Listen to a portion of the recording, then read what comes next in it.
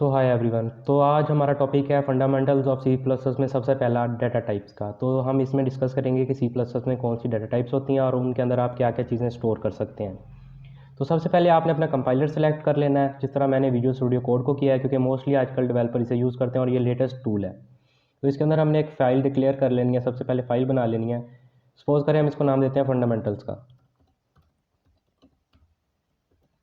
इसके बाद आपने इसको एक्सटेंशन देनी है CPP की, यानी कि हमने इसको कंपाइलर को बताना है कि ये C++ की फ़ाइल है।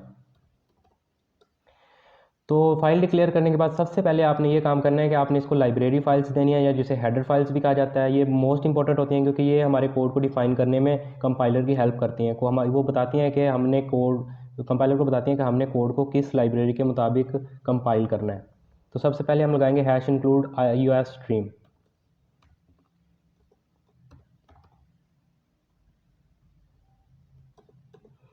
इसके बाद हम लगाएंगे #include conio .h। उसके बाद हम लगाएंगे using name space std।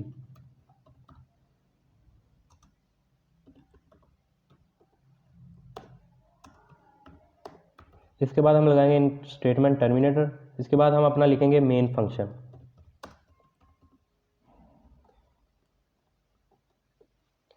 Main function के अंदर सबसे पहले जो हम डाटा टाइप डिस्कस करेंगे वो करैक्टर की है। करैक्टर के अंदर आप कोई भी एक करैक्टर स्टोर कर सकते हैं, चाहे वो किसी भी टाइप का हो, चाहे वो इंग्लिश अल्फ़ाबेट लेटर्स का हो या स्पेशल करैक्टर हो, जैसे क्वेश्चन मार्क का साइन हो गया या कोई भी साइन, स्टार का साइन हो गया, इस तरह के।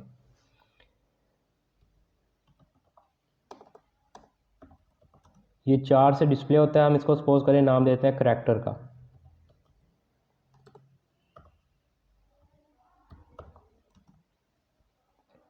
असाइनमेंट ऑपरेटर लगाने के बाद हम सिंगल कोड के अंदर अपना करैक्टर पुट करेंगे। करैक्टर को कहीं पे भी स्टोर करने के लिए हमेशा सिंगल कोड यूज़ होगा।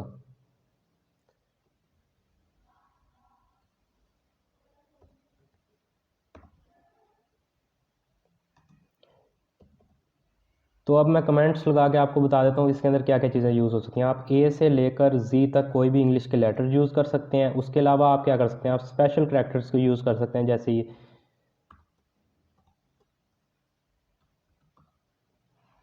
ये सब हो गए। तो उसके बाद हम डिस्कस करते हैं कि हम स्ट्रिंग को कहाँ पे यूज़ कर सकते हैं। अब इसके बाद हमारी डेटा टाइप है स्ट्रिंग। स्ट्रिंग हम कहाँ पे यूज़ कर सकते हैं। सपोज करें कि हमने किसी यूज़र से नेम लेना है या इंग्लिश लेटर्स के अंदर जो भी कोई भी चीज़ लेनी है, तो वहाँ पे हम स्ट्रिंग यूज़ करेंगे। स्ट्रिंग हमेशा डबल कोट्स के अंदर यूज़ होगी।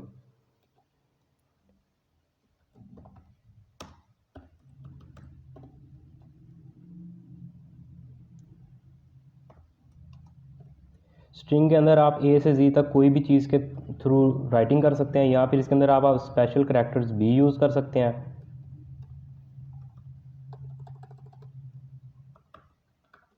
इस टाइप के। तो स्ट्रिंग हो गई। इसके बाद हमारा आ जाता है इंटीजर का। इंटीजर के अंदर हम रैशनल मैथमेटिकल वैल्यू स्टोर कर सकते हैं सिर्फ।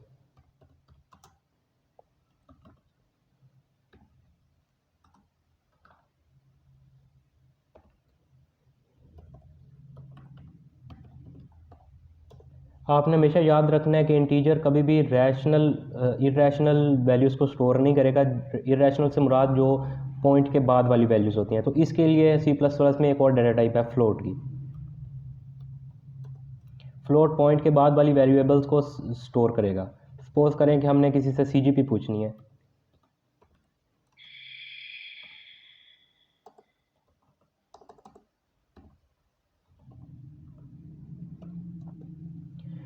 फ्लोट के बाद आ जाता है बूलियन। बूलियन सिर्फ ट्रू या फॉल्स वैल्यूज़ को स्टोर करने के लिए यूज़ होगा, और ये हमारी कंडीशनल स्टेटमेंट में बहुत ज़्यादा यूज़फुल होता है। सपोज करें हमने किसी से पूछना है whether he is a male और फीमेल, तो यहाँ पर हम लगाते हैं इज़।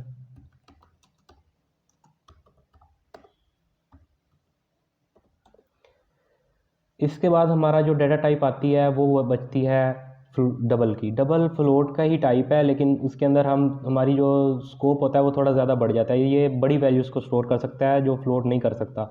इसी तरह डबल के बाद आता है लॉन्ग डबल। वो भी इसी टाइप का होता है, लेकिन उसमें जो वैल्यूज़ को स्टोर करने की स्कोप होता है वो ज़्यादा रहता है। उसमें अंदर स्टोरेज ज़्यादा होती है।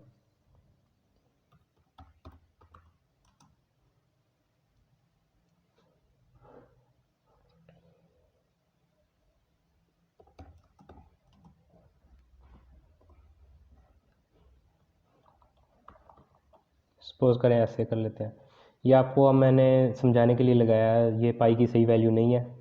तो हमारा डाटा टाइप्स का जो लेक्चर है वो यहीं पे ख़त्म होता है। इसके बाद हम डिस्कस करेंगे हम इनको कैसे यूज़ कर सकते हैं और कहाँ पे यूज़ कर सकते हैं। तो उसके लिए मेरे चैनल को सब्सक्राइब करें।